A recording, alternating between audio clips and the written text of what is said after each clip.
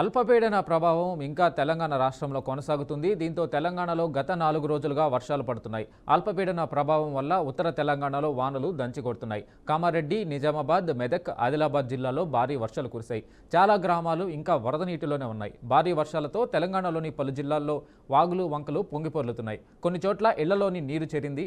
పలు చోట్ల రోడ్లు దెబ్బతిన్నాయి. వేలాది ఎకరాల్లో పంటలకు నష్టం వాటిల్లింది. ముఖ్యంగా కామారెడ్డి, సిరిసిల్ల, మెదక్, సిద్దిపేట జిల్లాలకు వర్షాల వల్ల తీవ్రంగా ప్రభావితమయ్యాయి. కామారెడ్డిలో వరదలు ముంచెత్తుతున్నాయి. దీంతో కామారెడ్డికి పోయే నేషనల్ హైవే బంద్ చేశారు అధికారులు. దీంతో పలు జిల్లాల్లో స్కూళ్లకు సెలవులు ప్రకటించారు.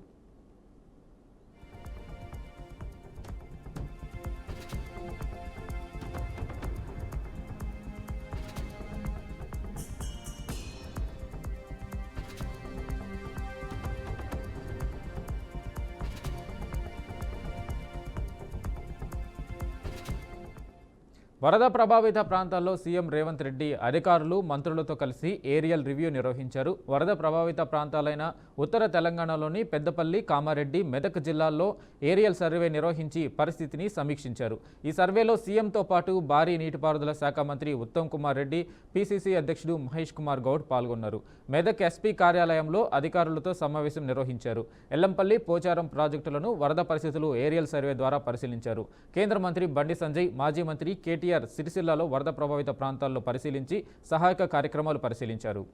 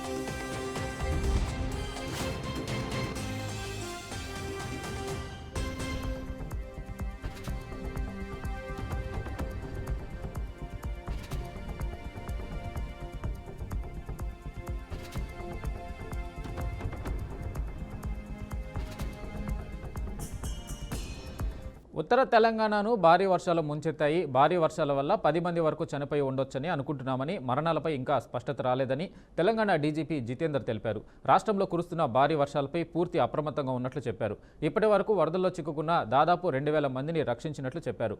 ఇండియన్ ఎయిర్ ఫోర్స్, ఆర్మీ సాయంతో 2 హెలికాప్టర్ల ద్వారా బాధితులను రక్షించినట్లు డీజీపీ వివరించారు. సహాయక చర్యల కోసం డయల్ 100కు కాల్ చేయాలని సూచించారు.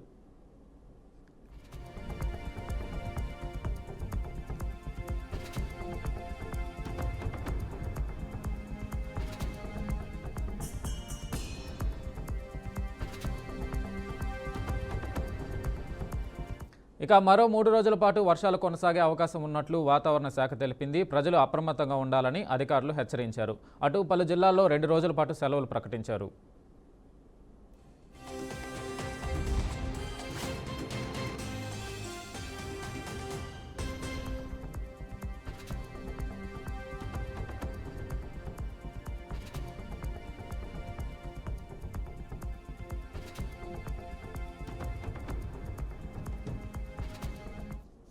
చేయడానికి సాంకేతికంగా చాలా సమస్యలు ఉన్నాయి. వాటన్నిటి రిపోర్ట్ ప్రకారం చేద్దాం.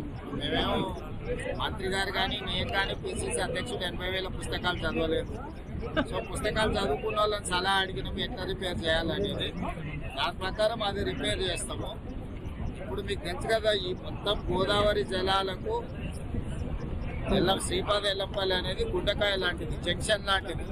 కాజుపేట రైల్వే జంక్షన్ ఎట్లనో ఆల్ ట్రైన్స్ వచ్చేదానికి పోయేదానికి మొత్తానికి గోదావరి జలాలకు మనకి శ్రీపాద ఎల్లంపల్లి అనేది ఒక పెద్ద జంక్షన్. ఎక్కడి వైపు నీళ్లను నువ్వు కదిలించాలన్నా, లిఫ్ట్ చేయాలన్నా, పంప్ చేయాలన్నా ఇదే మనకు జంక్షన్. కాబట్టి స్ట్రాటజిక్ లొకేషన్లో కట్టిన ప్రాజెక్టు శ్రీపాద ఎల్లంపల్లి. ఈ ప్రకారం ఖచ్చితంగా సాంకేతికంగా ఎట్లా సలహా తీసుకోవాలి, ఎట్లా పూర్తి చేయాలి, దాని ప్రకారం పనిచేస్తుంది ప్రభుత్వం. ఈ జిల్లా అడ్మినిస్ట్రేషన్ అంతా కూడా కష్టపడి పనిచేయడం నిజంగా చాలా గ్రేట్.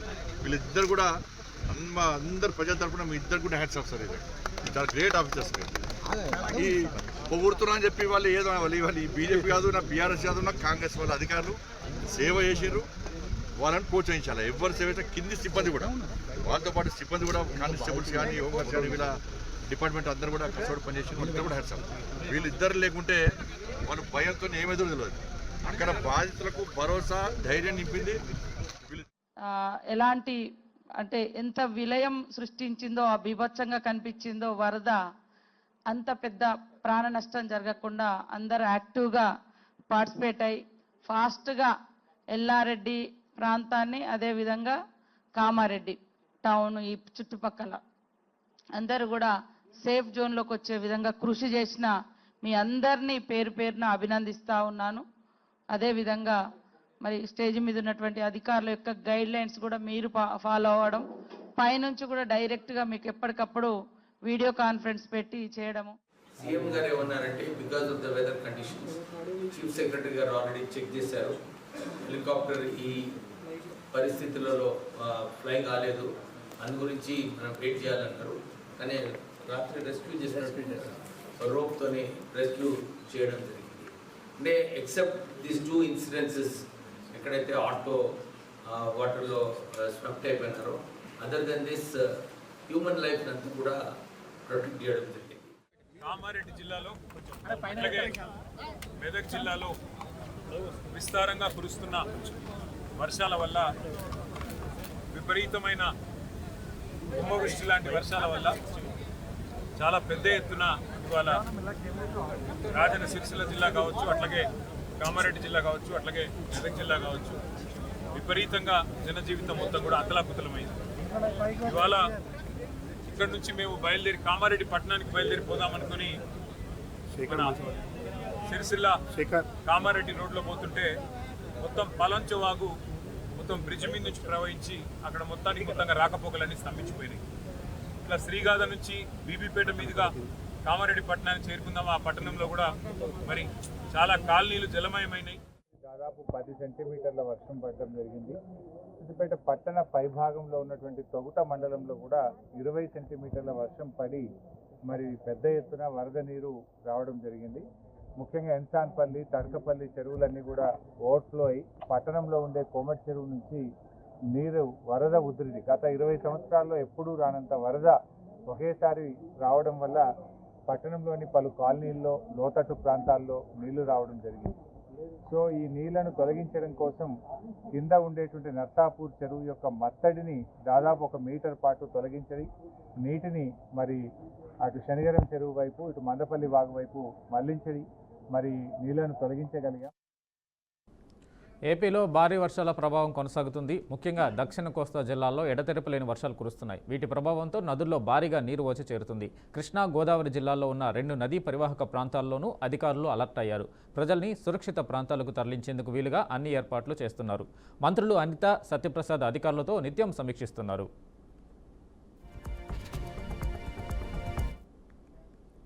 ఆంధ్రప్రదేశ్ రాష్ట్రంలో ప్రతి కుటుంబానికి ఫ్యామిలీ బెనిఫిట్ కార్డు ఇవ్వాలని ప్రభుత్వం నిర్ణయించింది. ఆధార్ కార్డు తరహాలోనే బెనిఫిట్ కార్డు ఉండనుంది. ఫ్యామిలీ బెనిఫిట్ మానిటరింగ్ వ్యవస్థపై సచివాలయంలో గురువారం ముఖ్యమంత్రి చంద్రబాబు నాయుడు సమీక్ష నిర్వహించారు. రాష్ట్రంలోని ప్రతి కుటుంబానికి ఫ్యామిలీ కార్డు ఇవ్వాలని నిర్ణయం తీసుకున్నారు. ప్రభుత్వం అందిస్తున్న స్కీమ్లు సహా అన్ని వివరాలను ఫ్యామిలీ కార్డులో పొందుపరచనుంది. ప్రభుత్వం త్వరలోనే పాపులేషన్ పాలసీ తీసుకురావాలని సమీక్షలో సీఎం అధికారులకు ఆదేశాలు ఇచ్చారు.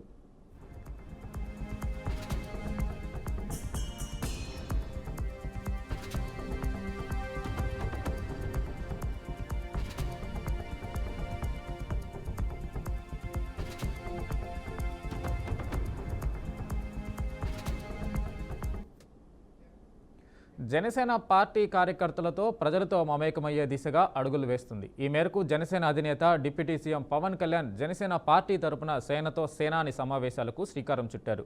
ఈ నేపథ్యంలో గురువారం నుంచి 3 రోజుల పాటు విశాఖలో సమావేశాలు నిర్వహించనున్నారు. పవన్ కళ్యాణ్ 3 రోజులు విశాఖలోనే ఉండి కార్యకర్తలు, నేతలతో సమావేశం కానున్నారు. 2 తెలుగు రాష్ట్రాల నుంచి నాయకులు, కార్యకర్తలు భారీగా హాజరు కానున్నట్లు సమాచారం. ఈ మేరకు పార్టీ నాయకులు సమావేశాలకు సంబంధించి అన్ని ఏర్పాట్లు పూర్తి చేశారు.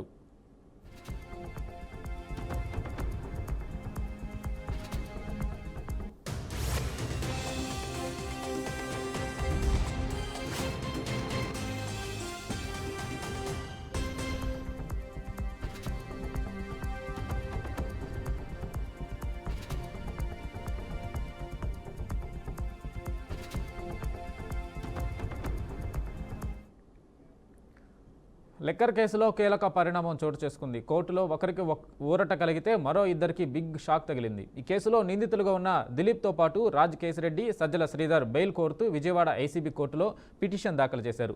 ఈ పిటిషన్పై కోర్టులో గురువారం విచారణ జరిగింది. దీంతో పైలా దిలీప్కు ధర్మాసనం బెయిల్ మంజూరు చేసింది. కేసిరెడ్డి, సజ్జల శ్రీధర్ బెయిల్ పిటిషన్లను డిస్మిస్ చేసింది. పైలా దిలీప్ రాజ్ కేసిరెడ్డి పీఏగా పనిచేశారు. జగన్ హయాంలో జరిగిన లిక్కర్ స్కామ్ కేసులో దిలీప్ సైతం నిందితుడిగా ఉన్నారు. ప్రస్తుతం ఈయన కూడా జైలులో ఉన్నారు. తాజాగా బెయిల్ మంజూరైంది.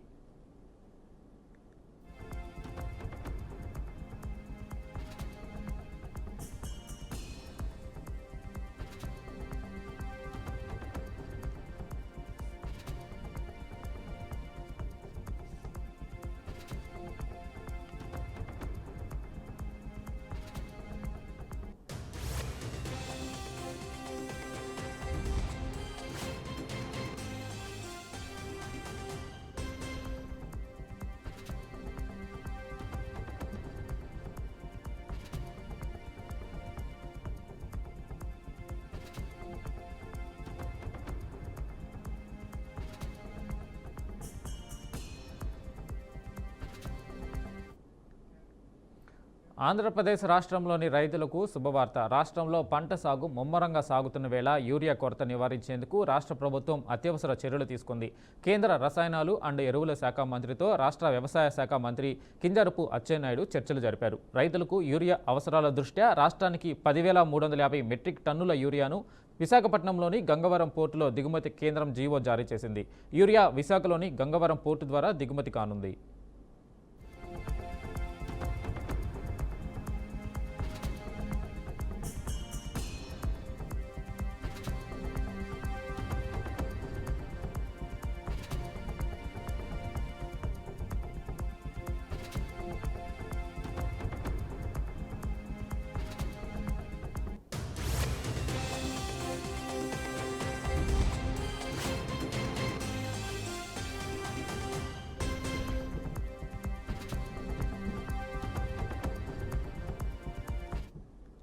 రాష్ట్రంలో అత్యవసరంగా యూరియా కోసం ఎదురుచూస్తున్న జిల్లాలకు యుద్ధ ప్రాతిపదికన యూరియా బస్తాలను పంపాలని మంత్రి అచ్చెన్నాయుడు వ్యవసాయ శాఖ అధికారులకు ఆదేశాలు జారీ చేశారు. గంగవరం పోర్టుకు సెప్టెంబర్ 6వ తేదీన యూరియా షిప్ రావాల్సి ఉండగా రైతుల అత్యవసర అవసరాల దృష్ట్యా వారం రోజులు ముందుగానే షిప్ వచ్చేలా మంత్రి చర్యలు తీసుకున్నారు. సెప్టెంబర్ మొదటి వారం చివరిలో కాకినాడ పోర్టుకు 30,000 మెట్రిక్ టన్నుల యూరియా రానుందని కేంద్రం హామీ ఇచ్చిందని మంత్రి అచ్చెన్నాయుడు తెలిపారు. ఈ యూరియా కూడా రాష్ట్రంలోని రైతుల అవసరాల కోసం వినియోగించబడుతుందని చెప్పారు.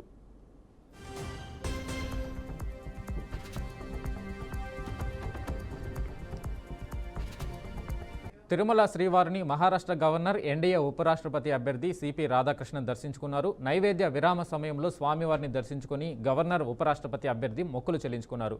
రంగనాయకుల మండపంలో గవర్నర్కు పండితులు వేదాశీర్వచనం చేశారు. రాధాకృష్ణన్ను శేషవస్త్రంతో సత్కరించి టీటీడీ చైర్మన్ బీఆర్ నాయుడు తీర్థ ప్రసాదాలను అందజేశారు. రాధాకృష్ణన్ వెంట శ్రీవారి సేవలో మంత్రి నారాయణ పాల్గొన్నారు.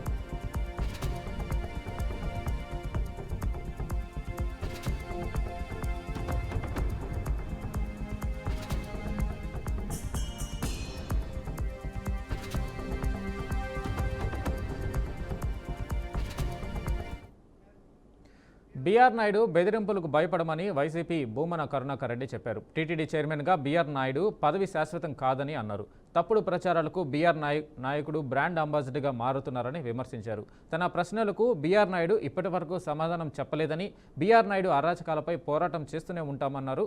తనపై బీఆర్ నాయుడు చేసే ఆరోపణలకు సిబిఐ విచారణకు సిద్ధమని భూమన స్పష్టం చేశారు.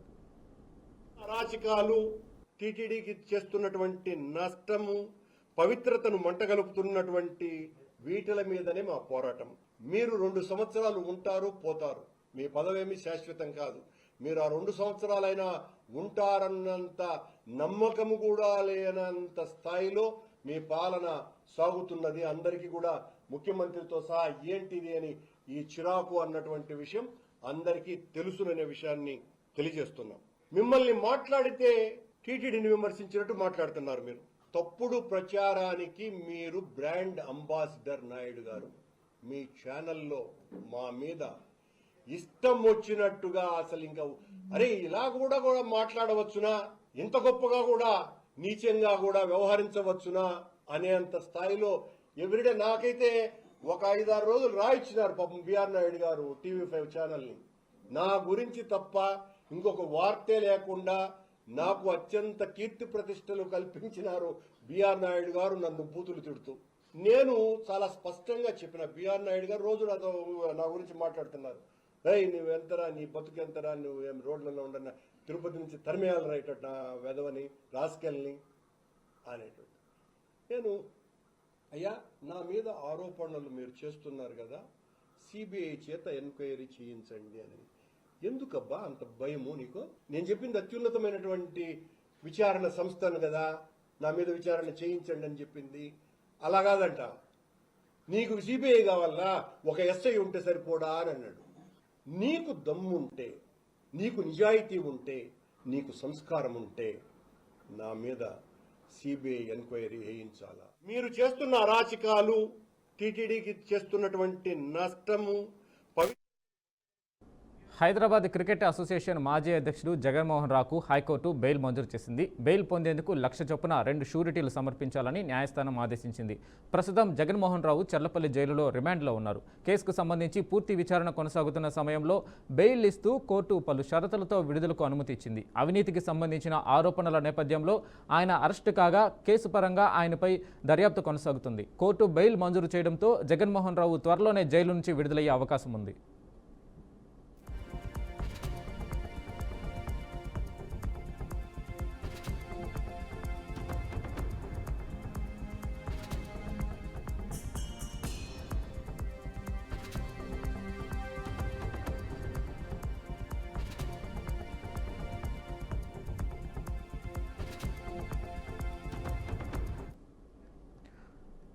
భారత ప్రధానమంత్రి నరేంద్ర మోడీ చైనాలో పర్యటించబోతున్నారు. ఆగస్టు 31వ తేదీన జరిగే షాంఘై సహకార సంస్థ వార్షిక శిఖరాగ్ర సమావేశంలో మోడీ పాల్గొంటారు. ఈ టూర్ ఇటీవల కాలంలో ముఖ్యంగా తూర్పు లడఖ్లో సరిహద్దు ఉద్రిక్తతల అనంతరం భారత్ చైనా మధ్య సంబంధాలలో ఒక కీలక మలుపుగా చెప్పుకోవాలి. నేటి సాయంత్రం 2 రోజుల పర్యటన కోసం జపాన్ వెళ్తున్న మోడీ ఆ తర్వాత ఆగస్టు 31 నుంచి సెప్టెంబర్ 1వ తేదీ వరకు చైనా నగరమైన టియాన్జిన్లో పర్యటిస్తారని భారత విదేశాంగ మంత్రిత్వ శాఖ వెల్లడించింది.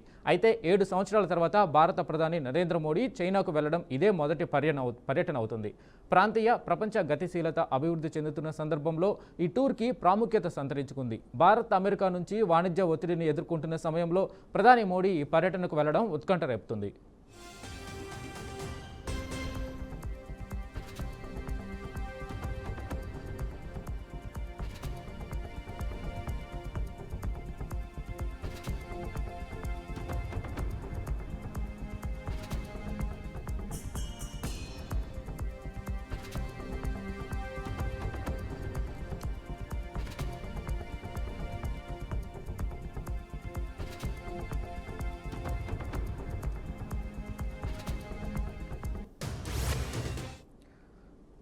మహారాష్ట్రలోని పాల్ఘర్ జిల్లాలో ఘోర ప్రమాదం జరిగింది. ముంబై సమీపంలోని విరార్ ప్రాంతంలో 4 అంతస్తుల నివాస భవనం కుప్పకూలిన ఘటనలో సుమారు 15 మంది చనిపోయారు, మరికొంతమంది గాయపడ్డారు.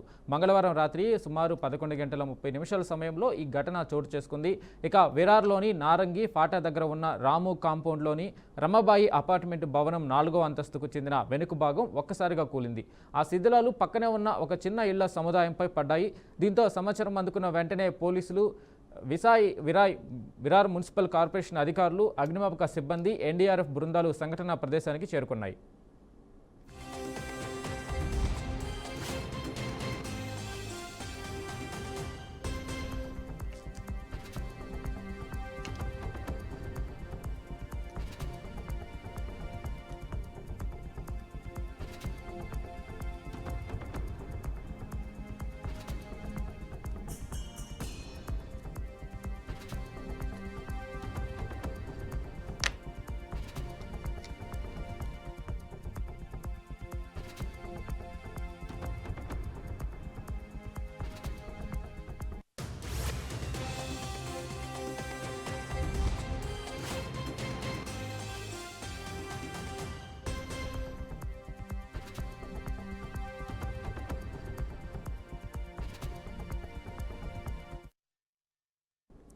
జమ్మూ కాశ్మీర్లో భారీ ఎన్కౌంటర్ జరిగింది. భద్రతా దళాల చేతిలో 2 ఉగ్రవాదులు హతమయ్యారు. గురువారం బందిరాపోరా గురేజ్ సెక్టార్లోని నౌషేస్రా నాడ్ ప్రాంతంలో నియంత్రణ రేఖ వెంబడి 2 ఉగ్రవాదులు చొరబాటుకు ప్రయత్నించారు. అప్రమత్తమైన దళాలు ఉగ్రవాదుల చొరబాటు ప్రయత్నాన్ని భగ్నం చేసిందని అధికారులు తెలిపారు. 2 చొరబాటుదారులను భద్రతా దళాలు మట్టుబెట్టాయని వెల్లడించారు.